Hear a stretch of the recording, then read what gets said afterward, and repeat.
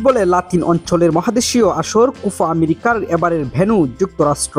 টুর্নামেন্টের শুরুর আগে সেখানে দুটি প্রস্তুতি ম্যাচ খেলবে ব্রাজিল। গত ডিসেম্বরে ঠিক হয়েছিল একটি ম্যাচে সেলেসাউদের প্রতিপক্ষ মেক্সিকো। এবার জানা গেল দ্বিতীয় প্রস্তুতি ম্যাচে 5 বারের বিশ্ব চ্যাম্পিয়নরা যুক্তরাষ্ট্রের মুখোমুখি হবে। গত বছরের ডিসেম্বরে জানানো হয় 8ই জুন ফ্লোরিডায় মেক্সিকোর সাথে খেলতে নামবে ব্রাজিল। নতুন খবর, অরল্যান্ডোর ক্যাম্পিং ওয়ার্ল্ড স্টেডিয়ামে স্বাগতিক যুক্তরাষ্ট্রের বিপক্ষে সোমবার দেশটি মাঠে নামবে, যদিও 2 ম্যাচের সময় নির্ধারিত হয়েছে। মেক্সিকোর বিপক্ষে আগামী 9 তারিখ সকাল 7টায় মাঠে নামবে 5 বারের বিশ্ব চ্যাম্পিয়নরা। আগামী 20 জুন শুরু হবে কোপা আমেরিকা। টুর্নামেন্টের ফাইনাল 14 জুলাই। ব্রাজিলের প্রথম ম্যাচ লস অ্যাঞ্জেলেস সুফি স্টেডিয়ামে 24 জুন।